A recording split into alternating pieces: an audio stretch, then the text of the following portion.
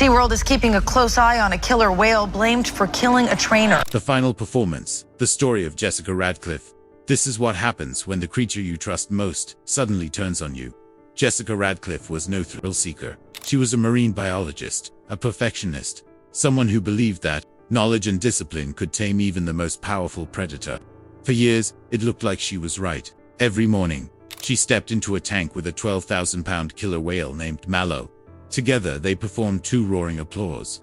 They leaped, they spun, they splashed the audience in carefully choreographed routines that delighted crowds of families and children. Cameras flashed, children laughed, and behind the glass, everyone believed they were witnessing something magical, an unshakable bond between human and animal. But illusions are fragile.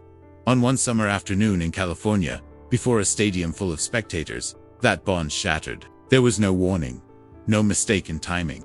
No stumble, just a sudden snap, a lunge, a thrash, and then silence so heavy it swallowed the stadium whole. The joyful performance turned into a nightmare in seconds. Screams replaced cheers. The water turned red, and a young woman's life was over. Why did Malow, the orca Jessica had trained, trusted, and loved, suddenly attack? Was it instinct? Was it revenge? Or something darker that no one wanted to admit out loud? The story of Jessica Radcliffe is more than just the account of one tragic accident. It is about the warnings that were ignored, the choices made for profit, and the truth hidden behind the polished surface of animal entertainment. Childhood by the Sea. Jessica Radcliffe grew up just outside Santa Cruz, California. For her, the Pacific Ocean wasn't just scenery, it was her playground, her classroom, her constant companion. Her father, Daniel Radcliffe, was a respected marine biologist. And from an early age, he passed on his love for the ocean to his daughter, took her on boat trips, teaching her to read the tides and to recognize the subtle shifts in current. She learned to spot dolphin pods before they surfaced, and she grew up knowing the sound of seabirds and the smell of salt air. The ocean wasn't just a fascination for Jessica, it was a calling. That calling crystallized one summer when, as a young girl, she attended a marine park show. She watched as an orca soared into the air, twisting above the water, sunlight glistening on its black and white body. The crowd gasped in awe as water rained down. Jessica, transfixed, made a promise to herself. She wouldn't be content just watching. She wanted to be with these animals, to understand them, to form a connection that few others could. From then on, her path was set. In high school, she excelled in science. At university, she pursued marine biology, balancing rigorous study with hours spent at aquariums and rehabilitation centers. Her professors noted her dedication. She was meticulous, focused, and unshakably passionate. When the opportunity came to intern at Ocean Haven Marine Park, just south of Monterey, she seized it. Rising at Ocean Haven was a rising star in the world of marine entertainment, modeled after larger, world-famous parks.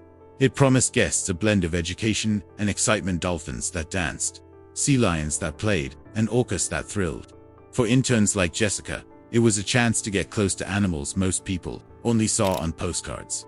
She started at the bottom, as all interns did, cutting buckets of fish, scrubbing algae from tanks, recording feeding schedules. But unlike many who treated the tasks as chores, Jessica treated them as opportunities. She observed carefully. She asked questions. She spent long hours simply watching the animals. It wasn't long before trainers noticed her natural affinity. The dolphins responded to her whistles with unusual speed. The sea lions seemed calmer around her. But there was one animal that seemed to draw her more than any other: Malow. Malow, the star of Ocean Haven. Malow was Ocean Haven's crown jewel. A male orca measuring over 22 feet and weighing 12,000 pounds, with a dorsal fin that cut the surface of the water like a sail.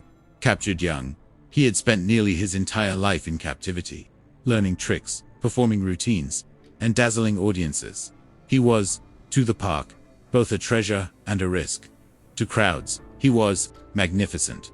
To trainers, he was temperamental. Malow had a reputation. Some days he performed flawlessly. On others, he ignored commands entirely. He slapped his tail when frustrated, rammed the tank walls when agitated, and once even lunged toward a trainer during feeding. To management, he was too valuable to sideline. To some staff, he was a warning sign waiting to erupt. But with Jessica, he was different. She was young, barely 21, yet she seemed to calm him. Where others struggled, she succeeded. She could read the flick of his tail, the angle of his dorsal fin, the subtle movements that signaled his mood. He responded to her voice, to her presence. Within a year, Jessica was promoted to lead Orca trainer, an almost unheard of rise for someone her age. She and Malow became inseparable. She called him my big boy. To her, he wasn't just a performer, he was a partner, almost family. Jessica believed their bond was unbreakable, that love and routine had tamed him. That belief would become her undoing. Cracks in the illusion over time. Malow's volatility became harder to ignore. He grew more aggressive during feeding, snapping at fish buckets and lunging at trainers. He disobeyed cues, slamming his massive body against the tank walls with thunderous force. His tail slapped so hard it sent waves crashing across the deck. Some trainers grew afraid of him. One filed an incident report after a close call. Another begged management to remove him from live water performances, at least temporarily. But Ocean Haven's leadership refused. Malow was the park's main attraction. Ticket sales depended on him. To lose him from the lineup was unthinkable. Jessica noticed the behavior too. She logged incidents in her journal, noted his moods, observed the restlessness. Yet she never allowed herself to believe he would hurt her. He's just moody, she told a coworker days before the tragedy. But we're okay. He knows me. She clung to the bond she believed they shared, convinced it was stronger than instinct. But wild instincts do not vanish. They wait, and sometimes they snap. July 6, 2011. The final show was a warm, bright afternoon in California. Over 2,000 guests filled the stands at Ocean Haven, chattering excitedly, clutching snacks and souvenirs.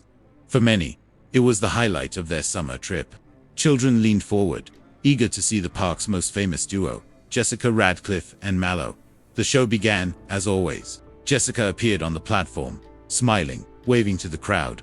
Malow surfaced beside her, immense and graceful, to a roar of applause. Together, they moved through the routine. He leaped into the air, crashed down with a splash, spun in circles, showering the front rows with water. The audience cheered louder with each trick. To them, it looked effortless. To Jessica, it was familiar, comforting. And then came the finale. The synchronized swim. Jessica dove gracefully into the water, waving to the crowd as Malow circled her. It was a routine they had perfected, a performance that had always ended in laughter and cheers. But this time was different. Malow stopped circling. For a brief, chilling moment, he went still. Then, with terrifying speed, he lunged. His jaws clamped down on Jessica's torso. The stadium fell into chaos.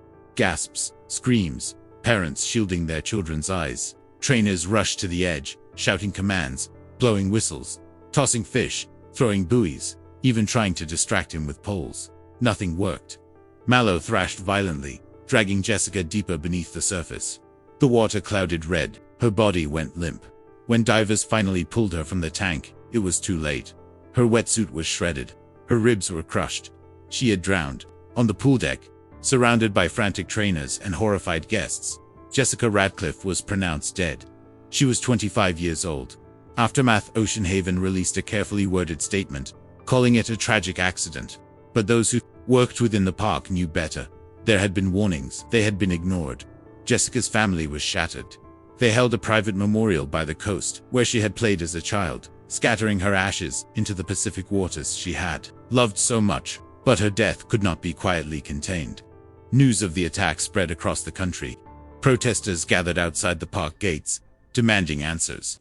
Former trainers spoke out, sharing stories of ignored safety concerns, of animals mistreated, of management more concerned with profits than people.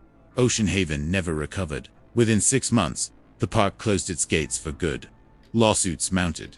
Malow was moved to a semi-wild sanctuary in the Pacific Northwest, where he lived out the rest of his life without trainers, without routines, and without applause. Radcliffe believed love could bridge the gap between human and beast. She believed that trust was enough. But wild animals are not actors. They are not entertainers. They are not ours to control. Her death was not just an accident. It was the result of ignoring instincts, silencing warnings, and believing that nature can be bent to human will. She was talented, brave, and passionate. She gave her heart to the ocean. But the ocean does not offer guarantees. Jessica's story is not just about a trainer and an orca. It is a warning. Because when we cage the wild for entertainment, eventually, the wild reminds us who it truly is. Rest in peace, Jessica. Your story will never be forgotten. Never be forgotten.